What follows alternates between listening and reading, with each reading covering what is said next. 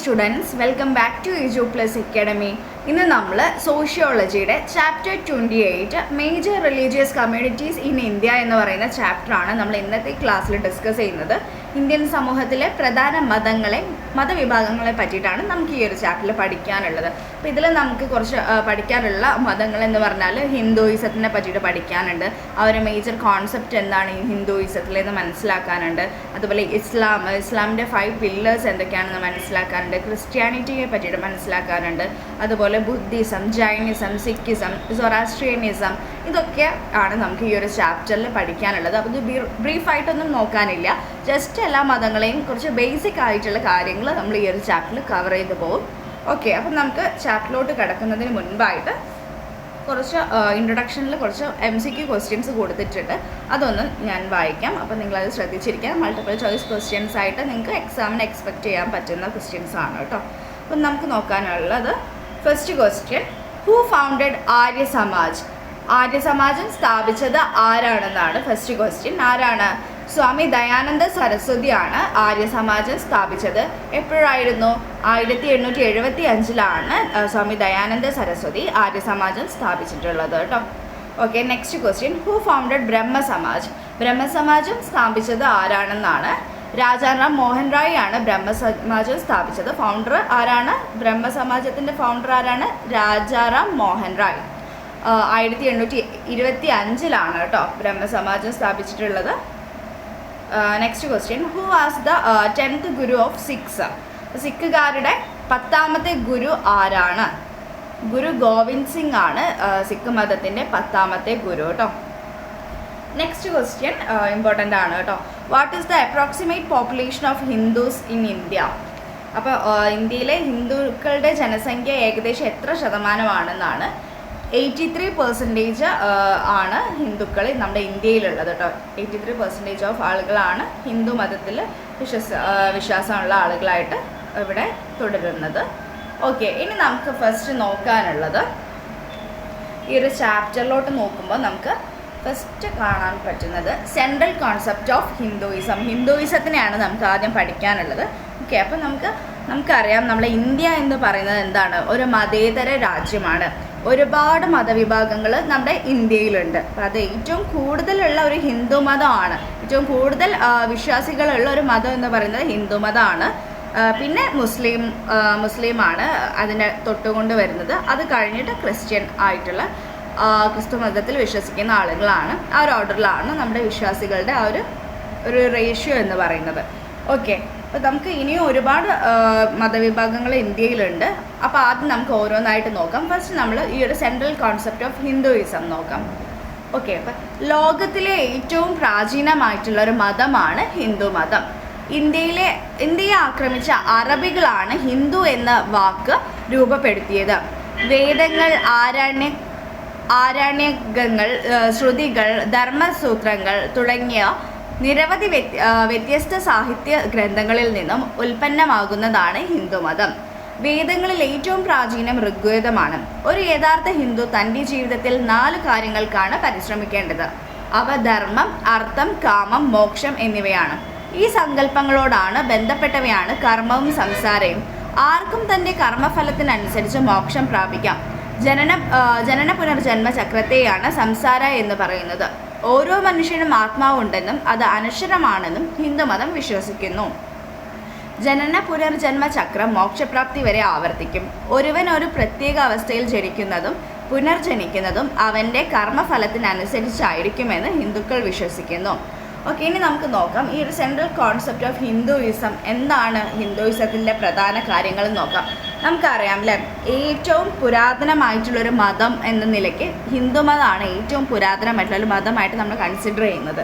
Okay, അപ്പം നിലവിൽ നമ്മുടെ ഇന്ത്യയുടെ ജനസംഖ്യയിൽ 83% ഹിന്ദുക്കളാണെന്ന് അറിയാം അല്ലേ. അതുപോലെ ഹിന്ദുമതത്തിൽ അംഗീകരിക്കപ്പെട്ടിട്ടുള്ള മതഗ്രന്ഥങ്ങളെ നമ്മൾ പ്രമാണങ്ങൾ എന്നാണ് വിളിക്കുന്നത്. അപ്പോൾ ഹിന്ദു മതത്തിൽ അംഗീകരിക്കപ്പെട്ടിട്ടുള്ള മതഗ്രന്ഥങ്ങളെ നമ്മൾ വിളിക്കുന്നത് എന്താണ്? പ്രമാണങ്ങൾ എന്നാണ്.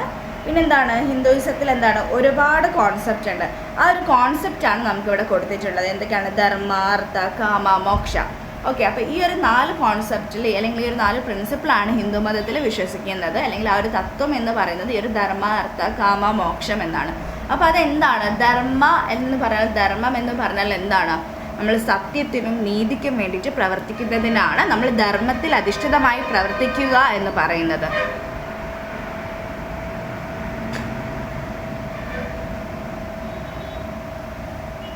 അതിനെയാണ് നമ്മൾ ധർമ്മ എന്ന് പറയുന്നത്. ഇനി നെക്സ്റ്റ് വരുന്ന ആ ഒരു കാര്യം അർത്ഥമാണ്. അർത്ഥ എന്ന് പറഞ്ഞാൽ മീൻസ് ധനം എന്നാണ് അർത്ഥ എന്ന് പറഞ്ഞാൽ. അപ്പോൾ ധനം സമ്പാദിക്കേണ്ടതൊക്കെ എങ്ങനെയാണ്? നമ്മൾ സത്യത്തിൻ്റെ മാർഗത്തിലൂടെ ആയിരിക്കണം ധനം സമ്പാദിക്കേണ്ടതെന്നാണ് ആ ഒരു അർത്ഥ എന്നതിലൂടെ പറയുന്നത്. പിന്നെ കാമ എന്ന് പറഞ്ഞാൽ എന്താണ്? ഓരോ വ്യക്തികളിലും ഒരു വികാരമുണ്ട്. ആ ഒരു വികാരത്തെയാണ് നമ്മൾ കാമ എന്ന് പറയുന്നത്. ഈ ഒരു കാമ സഫലീകരണം എന്ന് പറഞ്ഞാൽ എന്താണ്? സന്താന ഉൽപാദനമാണ്. അത് നമ്മുടെ അടുത്ത തലമുറയിലേക്കുള്ള ഒരു ചുവടുവയ്പ്. ഓക്കെ, അപ്പോൾ അതും അവരുടെ ഒരു വിശ്വാസത്തിൻ്റെ കാര്യമാണ് കാമ എന്ന് പറയുന്നത്. ഇനി മോക്ഷം എന്ന് പറയുന്നത് സെൽഫ് ആക്ച്വലൈസേഷൻ അല്ലെങ്കിൽ ആത്മസാക്ഷാത്കരണം ഒക്കെയാണ് ഈ ഒരു മോക്ഷം എന്നതുകൊണ്ട് ഉദ്ദേശിക്കുന്നത് കേട്ടോ. ഓക്കെ, അപ്പോൾ ഇതാണ് ആ ഒരു മെയിൻ ആയിട്ടുള്ള ഒരു സെൻട്രൽ കോൺസെപ്റ്റ് ഓഫ് ഹിന്ദുയിസം എന്ന് പറയുന്നത് കേട്ടോ. ഓക്കെ, ഇനി നമുക്ക് നോക്കാനുള്ളത് changes that took in the place of Hinduism. അപ്പോൾ ഹിന്ദു സമുദായത്തിൽ വന്നിട്ടുള്ള പരിഷ്കാരങ്ങളെ കുറിച്ചിട്ട് ഒന്ന് പറയാനാണ് നമുക്ക് ഈ ഒരു സബ് ഹെഡിങ് കൊടുത്തിട്ടുള്ളത്. നോക്കാം. ചരിത്രം പരിശോധിക്കുകയാണെങ്കിൽ ഹിന്ദു സമൂഹത്തിൽ വന്ന മാറ്റങ്ങൾ വളരെ വ്യക്തമായി മനസ്സിലാക്കുവാൻ സാധിക്കും. പണ്ട് കാലത്ത് നിരവധി ദുരാചാരങ്ങൾ ഹിന്ദു സമൂഹത്തിൽ നിലനിന്നിരുന്നു. തൊട്ടുകൂടായ്മ, സതി തുടങ്ങിയവ ഇതിന് ഉദാഹരണങ്ങളാണ്. ഇത്തരം അനാചാരങ്ങൾക്കെതിരെയുള്ള വിമർശനങ്ങൾ ബ്രിട്ടീഷ് ഭരണകാലം മുതൽ ഉയർന്നു വന്നു. ഹിന്ദു സമൂഹത്തിൽ നിലനിന്നിരുന്ന ഇത്തരം അനാചാരങ്ങൾക്കെതിരെ രാജാറാം മോഹൻ റോയിയുടെ നേതൃത്വത്തിൽ ശ്രമങ്ങൾ നടന്നു. അദ്ദേഹം 1828 സ്ഥാപിച്ച ആര്യ സമാജവും ഹിന്ദു സമൂഹത്തിൽ പരിഷ്കരണങ്ങൾ കൊണ്ടുവരാൻ ഒരു ഊർജം പകർന്നു. വേദങ്ങളിലേക്ക് മടങ്ങാമെന്നതായിരുന്നു ആര്യ സമാജത്തിൻ്റെ പ്രധാന ലക്ഷ്യം. ഇത്തരം സാമൂഹ്യ പരിഷ്കരണ സംഘടനകളുടെ പ്രവർത്തന ഫലമായി മതേതരത്വം, സമത്വം തുടങ്ങിയ ആശയങ്ങൾക്ക് ഹിന്ദു സമൂഹത്തിൽ സ്വീകാര്യത ലഭിച്ചു. ഓക്കെ, അപ്പോൾ നമുക്കറിയാം ഈ ഹിന്ദുമതം എന്ന് പറഞ്ഞാൽ വളരെ പ്രാചീനപരമായിട്ടുള്ള ഒരു മതമാണ്. ഏറ്റവും പുരാതനമായിട്ടുള്ള ഒരു മതമാണ് ഹിന്ദുമതം. അപ്പോൾ ഈ ഒരു ഹിന്ദുമതത്തിൽ എന്താണ് കുറേ നമ്മൾ ചരിത്രം പരിശോധിക്കുകയാണെങ്കിൽ നമ്മൾ ഹിന്ദു സമൂഹത്തിൽ കുറേ മാറ്റങ്ങൾ ഇപ്പം വന്നിട്ടുണ്ട്. അപ്പോൾ പണ്ട് നമ്മുടെ സമുദായത്തിൽ എങ്ങനെയായിരുന്നു? കുറേ ദുരാചാരങ്ങൾ, അതുപോലെ ഭർത്താവ് മരിച്ചിട്ടുണ്ടെങ്കിൽ ആ ഒരു ഭാര്യ ആ ഒരു ചിതയിലോട്ട് ചാടി മരിക്കണം, ആ ഒരു സതീ സമ്പ്രദായം, അതുപോലെ എന്താണ് കുറേ ദുരാചാരങ്ങളുണ്ടായിരുന്നു. തൊട്ടുകൂടായ്മ, തീണ്ടിക്കൂടായ്മ, അങ്ങനെ കുറേ ദുരാചാരങ്ങളുണ്ടായിരുന്നു. സ്ത്രീകൾക്കൊന്നും വേണ്ടത്ര ആ ഒരു സ്ത്രീകൾക്കുള്ള ഒരു ഫ്രീഡവും കാര്യങ്ങളൊന്നും എന്താണ് പണ്ടുള്ള സമൂഹത്തിൽ അംഗീകരിച്ചിരുന്നില്ല ഹിന്ദു സമുദായത്തിൽ. അപ്പോൾ അന്നത്തെ കാര്യങ്ങൾ അപേക്ഷിച്ച് നോക്കുമ്പോൾ ഇന്ന് എന്താണ് കുറേ ഡെവലപ്ഡായി. അപ്പോൾ കുറേ ചേഞ്ചസ് വന്നിട്ടുണ്ട് ആ ഒരു ഹിന്ദു കോൺസെപ്റ്റിൽ തന്നെ. അപ്പോൾ ഈ ഒരു ഹിന്ദു സമൂഹത്തിൽ നിലനിന്നിരുന്ന ഇത്തരം അനാചാരങ്ങൾക്കെതിരെയൊക്കെ ആരൊക്കെയായിരുന്നു പ്രവർത്തിച്ചിട്ടുണ്ടായിരുന്നത്? രാജാറാം മോഹൻ റായിയുടെ ശ്രമം ഉണ്ടായിരുന്നു.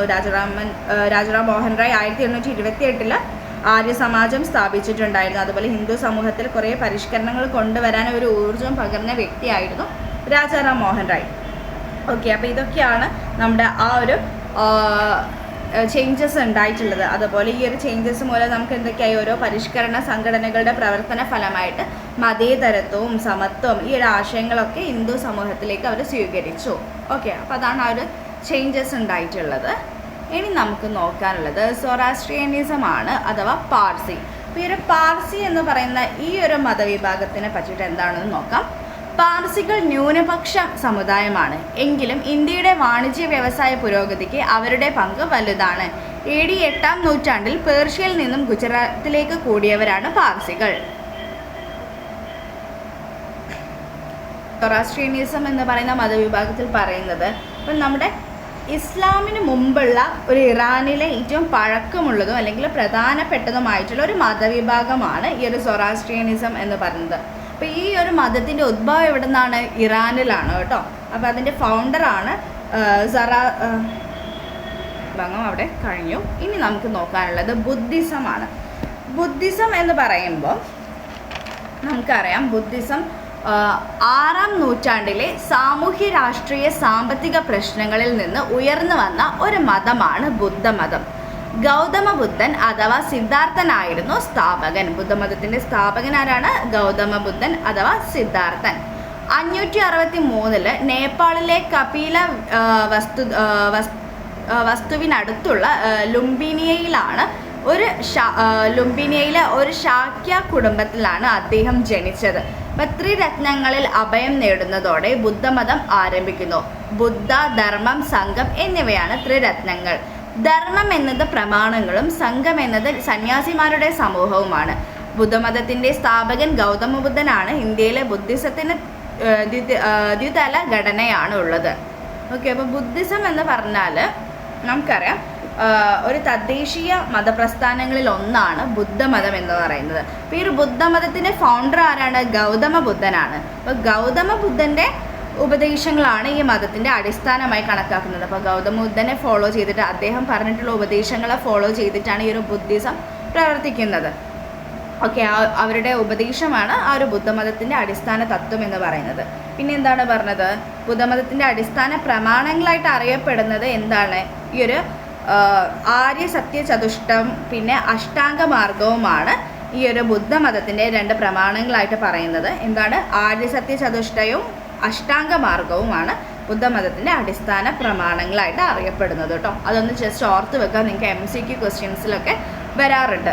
ഓക്കെ, പിന്നെ എന്താണ് ബുദ്ധമതത്തിൻ്റെ വിശുദ്ധ ഗ്രന്ഥം എന്താണ് അറിയപ്പെടുന്നത്? ത്രിപീഠിക എന്നാണ് ബുദ്ധമതത്തിൻ്റെ വിശുദ്ധ ഗ്രന്ഥത്തിനെ നമ്മൾ അറിയപ്പെടുന്നത് ത്രിപീഠിക.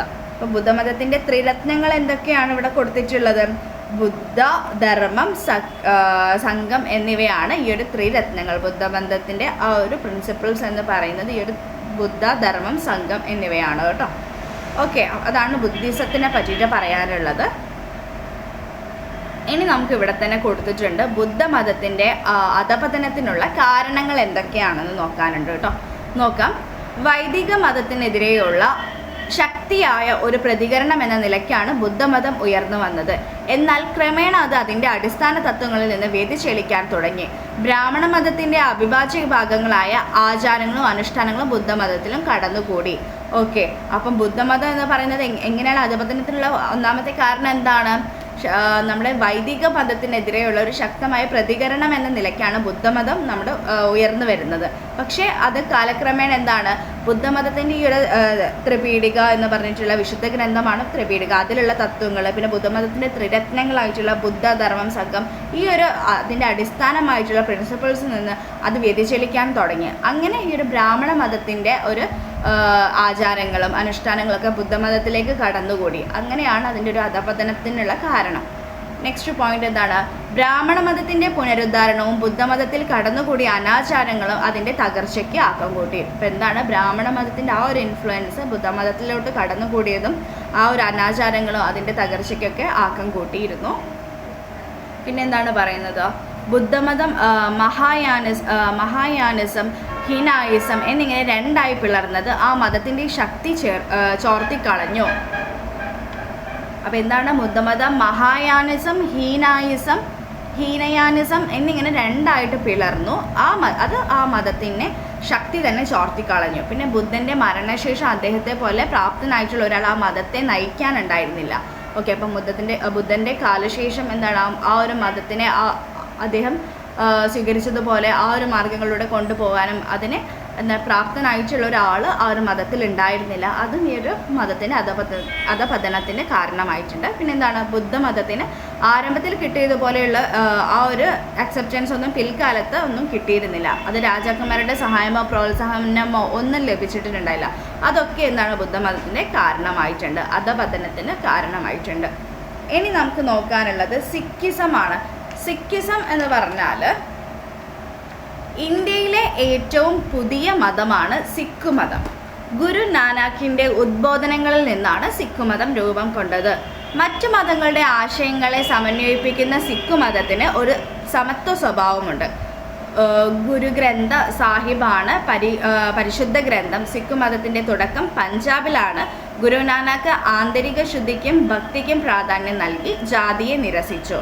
ഇപ്പോൾ സിഖ് മതവുമായി ബന്ധപ്പെട്ട കാര്യം എന്താണെന്ന് വെച്ചാൽ, സിഖ് മതത്തിൻ്റെ ഉപജ്ഞാതാവ് ആരാണ്? ഗുരു നാനാക്കാണ് സിഖ് മതത്തിൻ്റെ ഉപജ്ഞാതാവ് കേട്ടോ. ഇതൊക്കെ ഇമ്പോർട്ടൻ്റ് ആണ്. എല്ലാത്തിൻ്റെയും ഫൗണ്ടറിനെ നിങ്ങൾ ഓർത്ത് വെക്കുക കേട്ടോ, എല്ലാ മതത്തിൻ്റെയും. അപ്പോൾ സിഖ് മതത്തിൻ്റെ ഫൗണ്ടർ ആരാണ്? ഗുരു നാനാക്കാണ്. പിന്നെന്താണ് വിവിധ ഹിന്ദു ആരാധനാമൂർത്തികളെയൊക്കെ നിരസിച്ചുകൊണ്ട് ഏകദൈവ വിശ്വാസത്തിൽ അധിഷ്ഠിതമായിട്ടുള്ള ഒരു ജീവിതം ക്രമപ്പെടുത്തിയ ആളാണ് ഈ ഒരു സിഖ് മതവിശ്വാസികൾ. അപ്പം എന്താണ് അവരുടെ ആ ഒരു പോളിസി, എന്താണ് സിഖ് മതക്കാരുടെ? ഇപ്പം നമുക്കറിയാം, നമ്മളൊക്കെ എന്താണ് ഓരോ ആരാധനാമൂർത്തികളുണ്ടാവും. അപ്പം നമുക്ക് ഹിന്ദുക്കൾക്കൊക്കെ എന്താണ് കുറേ ആരാധനാമൂർത്തികളുണ്ടാവും. അപ്പോൾ ഈ ഒരു ഹിന്ദു ആരാധനാമൂർത്തികളൊക്കെ നിരസിച്ചു കൊണ്ടിട്ട് ഏകദൈവ വിശ്വാസത്തിൽ അധിഷ്ഠിതമായിട്ടുള്ളൊരു ജീവിതം ക്രമപ്പെടുത്തിയിട്ടുള്ള ആളുകളാണ് ഈ ഒരു സിഖ് മത വിശ്വാസികൾ. പിന്നെ എന്താണ് അവരുടെ ആ ഒരു ദൈവം എന്ന് പറയുന്നത് രൂപമില്ലാത്ത ഇതാണ് ദൈവത്തെയായിട്ട് അവർ കൺസിഡർ ചെയ്യുന്നത്. രൂപമില്ലാത്ത ഒരു കല്ലിനെയോ അങ്ങനെയൊക്കെയാണ് അവർ ആരാധിച്ചിരുന്നത്. പിന്നെ സിഖ് മതത്തിൽ ഉണ്ടായിട്ടുള്ള വേറൊരു കാര്യം എന്ന് പറഞ്ഞാൽ ഒരു കമ്മ്യൂണിറ്റി കിച്ചൺ എന്ന് പറഞ്ഞിട്ടുള്ളൊരു പദ്ധതി ഗുരു നാനാക്ക് ഏർപ്പെടുത്തിയിട്ടുണ്ടായിരുന്നു. അത് എന്തിനു വേണ്ടിയിട്ടാണ്? എല്ലാ മതക്കാർക്കും ഒരുപോലെ പ്രാധാന്യം നൽകാൻ വേണ്ടിയിട്ട് ഇൻട്രൊഡ്യൂസ് ചെയ്തൊരു പദ്ധതിയാണ് കമ്മ്യൂണിറ്റി കിച്ചൺ. ഇമ്പോർട്ടൻ്റ് ആണ് കേട്ടോ. കമ്മ്യൂണിറ്റി കിച്ചൺ ഏത് മതവുമായി ബന്ധപ്പെട്ടിട്ടുള്ളതാണെന്ന് ക്വസ്റ്റ്യൻ വന്നു കഴിഞ്ഞാൽ സിഖിസം അല്ലെങ്കിൽ സിഖ് മതവുമായി ബന്ധപ്പെട്ടിട്ടാണ് കമ്മ്യൂണിറ്റി കിച്ചൺ എന്ന് പറയുന്ന ടേം ഉണ്ടാകും കേട്ടോ. എന്തിനാണ് അതിൻ്റെ ഒരു പർപ്പസ് എന്താണ്? എല്ലാ മതക്കാർക്കും ഒരുപോലെ പ്രാധാന്യം നൽകാൻ വേണ്ടിയിട്ട് ഇൻട്രൊഡ്യൂസ് ചെയ്തിട്ടുള്ളൊരു പദ്ധതിയാണ് കമ്മ്യൂണിറ്റി കിച്ചൺ. എല്ലാ മതക്കാർക്കും ഒരുപോലെ ഒരേ സ്ഥലത്ത് ഇരുന്ന് ഭക്ഷണം കഴിക്കാൻ വേണ്ടിയിട്ട് എന്നാണ് ആ ഒരു കോൺസെപ്റ്റ് ചിന്തിക്കുക കേട്ടോ. ഇനി നമുക്ക് നോക്കാനുള്ളത് ക്രിസ്ത്യാനിറ്റി ആണ്. ക്രിസ്ത്യാനിറ്റി അല്ലെങ്കിൽ ക്രിസ്തുമതം. ക്രിസ്തുമതം എന്ന് പറഞ്ഞാൽ നസ്രത്തിലെ യേശുവിനെ ഗുരുവായി സ്വീകരിക്കുന്ന ചരിത്ര പ്രാധാന്യമുള്ള മതമാണ് ക്രിസ്തുമതം. ക്രിസ്തുമത വിശ്വാസത്തിൻ്റെ അടിസ്ഥാനം ബൈബിളാണ്. ഇത് ഇന്ത്യയിൽ പ്രചരിപ്പിച്ചത് യേശുവിൻ്റെ ശിഷ്യനായ സെൻറ്റ് തോമസ് ആണ്. ഇന്ത്യയിലെ ക്രിസ്ത്യാനികൾ കത്തോലിക്കർ എന്നും പ്രൊട്ടസ്റ്റൻ്റ് എന്നും രണ്ട് വിഭാഗങ്ങളുണ്ട്. കത്തോലിക്കക്കാരാണ് ലോകത്തിലെ ഏറ്റവും വലിയ മതവിഭാഗം. ഓക്കെ, ക്രിസ്ത്യാനിറ്റി എന്ന് പറഞ്ഞാൽ നമുക്കറിയാം യഹൂദ സംസ്കാരത്തിൻ്റെ ഭാഗമായിട്ട് രൂപപ്പെട്ട് വന്നിട്ടുള്ള ഒരു മതമാണ് ക്രിസ്തുമതം. അപ്പോൾ ക്രിസ്തുമതത്തിൻ്റെ ഫൗണ്ടർ എന്ന് പറഞ്ഞത് ആരാണ്? യേശു ക്രിസ്തു ആണ് അല്ലേ. യേശുക്രിസ്തുവിൻ്റെ ജനനം എവിടെയായിരുന്നു? ബത്ലഹേമിലാണ് യേശുക്രിസ്തു ജനിച്ചത്.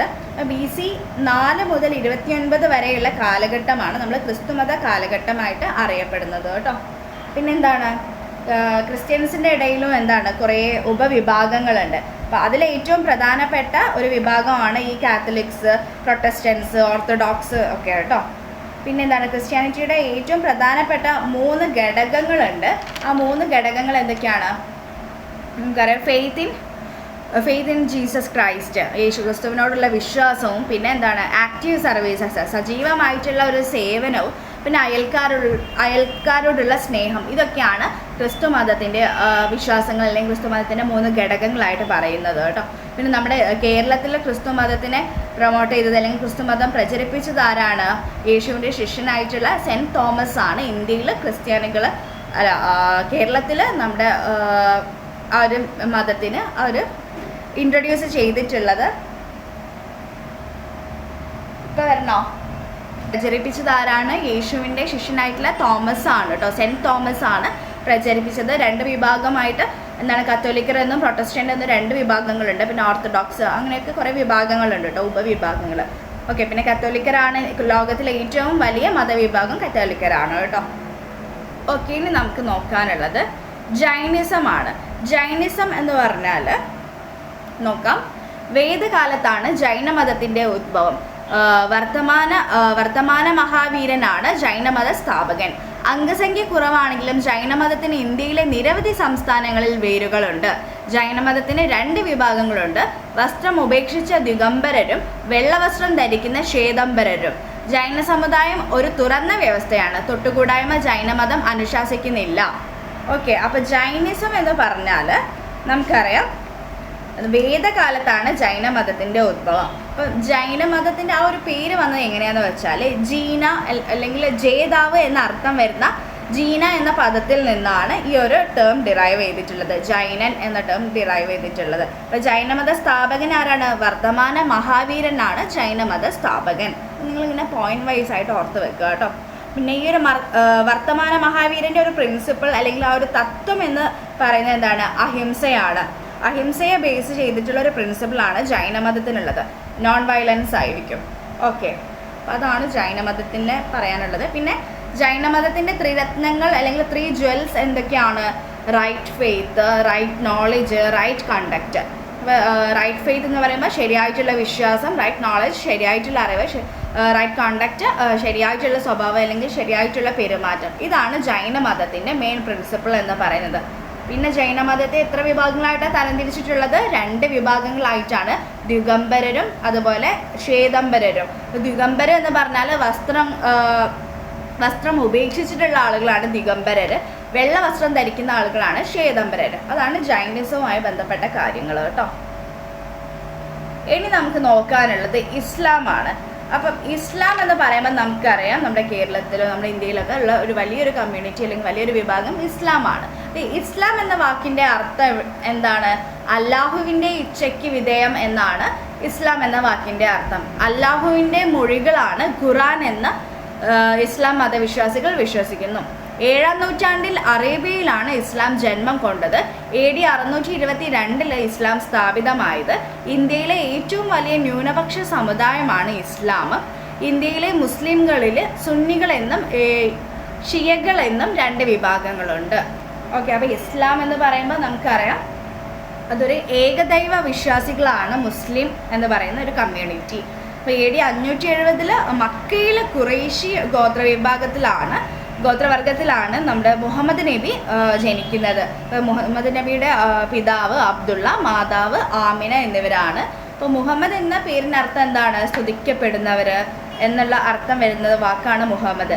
അസ്ലമ എന്ന വാക്കിൽ നിന്നാണ് നമ്മുടെ ഇസ്ലാം എന്ന പദം ഡിറൈവ് ചെയ്യുന്നത്. അസ്ലമ എന്ന വാക്കിൻ്റെ അർത്ഥം എന്താണ്? അതിൻ്റെ മീനിങ് ആണ് വണങ്ങുക എന്നാണ് കേട്ടോ. അപ്പം ഈ ഒരു നമ്മുടെ ഇസ്ലാം വിഭാഗം എന്ന് പറയുമ്പോൾ എന്താണ്? ഏറ്റവും വലിയൊരു ന്യൂനപക്ഷ സമുദായമാണ് ഇസ്ലാം. അതോടൊപ്പം ഇന്ത്യയിലുള്ള മുസ്ലിമുകളിൽ സുന്നികളെന്നും ഷിയകളെന്നും 2 വിഭാഗങ്ങളാണ് ഉള്ളത് കേട്ടോ. ഓക്കെ, ഇനി നമുക്ക് നോക്കാനുള്ള ഇമ്പോർട്ടൻ്റ് ആയിട്ടുള്ള ഒരു ഏരിയ 5 പില്ലേഴ്സ് ഓഫ് ഇസ്ലാം. ഇസ്ലാമിൻ്റെ 5 പില്ലേഴ്സ് എന്തൊക്കെയാണെന്നാണ് നിങ്ങൾക്ക് എക്സാമിന് എക്സ്പെക്റ്റഡ് ആയിട്ട് വരുന്നൊരു ക്വസ്റ്റ്യൻ തന്നെയാണ് കേട്ടോ. അല്ലാഹു അല്ലാതെ മറ്റൊരു ദൈവമില്ല, മുഹമ്മദ് നബിയാണ് പ്രവാചകൻ. അപ്പോൾ ആദ്യം വരുന്നൊരു പോയിന്റ് എന്താണ്? അല്ലാഹു ഇല്ലാതെ മറ്റൊരു ദൈവമില്ല, മുഹമ്മദ് നബിയാണ് ഇസ്ലാം പ്രവാചകൻ. ദിവസം 5 പ്രാവശ്യം നിസ്കരിക്കണം. പിന്നെന്താണ്? പാവങ്ങൾക്ക് ദാനം നൽകണം, സക്കാത്ത് നൽകുന്നത് അതൊക്കെയാണ് പറയുന്നത്. പാവങ്ങൾക്ക് ദാനം നൽകണം. റംസാൻ മാസങ്ങളിൽ നിരാഹാരം അനുഷ്ഠിക്കണം. ജീവിതത്തിൽ ഒരു പ്രാവശ്യം മക്കയിലേക്ക് പോകണം. ഇതാണ് 5 പില്ലേഴ്സ് ഓഫ് മുസ്ലിംസിൻ്റെ അല്ലെങ്കിൽ 5 പില്ലേഴ്സ് ഓഫ് ഇസ്ലാം എന്ന് പറയുന്നത്. അല്ലാഹു ഇല്ലാതെ മറ്റൊരു ദൈവമില്ല, മുഹമ്മദ് നബിയാണ് പ്രവാചകൻ, ദിവസം 5 പ്രാവശ്യം നിസ്കരിക്കണം, പാവങ്ങൾക്ക് ദാനം നൽകണം, റംസാൻ മാസങ്ങളിൽ നിരാഹാരം അനുഷ്ഠിക്കണം, ജീവിതത്തിൽ ഒരു പ്രാവശ്യം മക്കയിലേക്ക് പോകണം. ഇതാണ് 5 പില്ലേഴ്സ് ഓഫ് ഇസ്ലാം എന്ന് പറയുന്നത് കേട്ടോ. ഓക്കെ, അപ്പോൾ അത്രയാണ് നമ്മൾ ഇന്നത്തെ ചാപ്റ്ററിൽ ഡിസ്കസ് ചെയ്തിട്ടുണ്ടായിട്ടുള്ളത്. അപ്പം നമ്മൾ എത്ര മതവിഭാഗങ്ങളെ പറഞ്ഞു? 7 മതവിഭാഗങ്ങളെ നമ്മൾ പറഞ്ഞിട്ടുണ്ടായിരുന്നു. അപ്പോൾ ഫസ്റ്റ് നമ്മൾ ഹിന്ദു ആണ് പറഞ്ഞത്, ഹിന്ദുയിസം. പിന്നെ നമ്മൾ ബുദ്ധമതത്തിനെ പറ്റി പറഞ്ഞു, ജൈന മതത്തിനെ പറ്റി പറഞ്ഞു, സിഖ് മതത്തിനെയൊക്കെ പറ്റി പറഞ്ഞു കേട്ടോ. അപ്പോൾ ഇതിൻ്റെയൊക്കെ ഒരു പ്രിൻസിപ്പിൾ എന്താണെന്നും അതുപോലെ ഈ ഒരു മതത്തിൻ്റെയൊക്കെ അടിസ്ഥാനം എന്താണെന്നും ഈ മതത്തിൻ്റെ ഫൗണ്ടേഴ്സ് ആരാണെന്നും അതുപോലെ ഇതൊക്കെ ഏത് പദത്തിൽ നിന്നാണ് ഈ ഒരു മതത്തിൻ്റെ പേര് ഡിറൈവ് ചെയ്തത് എന്നൊക്കെയുള്ള പോയിന്റ്സ് ആണ് നിങ്ങൾ ഓർത്ത് വെക്കേണ്ടത് കേട്ടോ. ഓക്കെ, അപ്പോൾ അത്രയേ ഉള്ളൂ ഈ ഒരു ചാപ്റ്ററിൽ നമുക്ക് പഠിക്കാനുള്ളത്. ഓക്കെ, അപ്പോൾ നമുക്ക് ഇന്നത്തെ ക്ലാസ് വൈൻഡപ്പ് ചെയ്യാം. Thank you.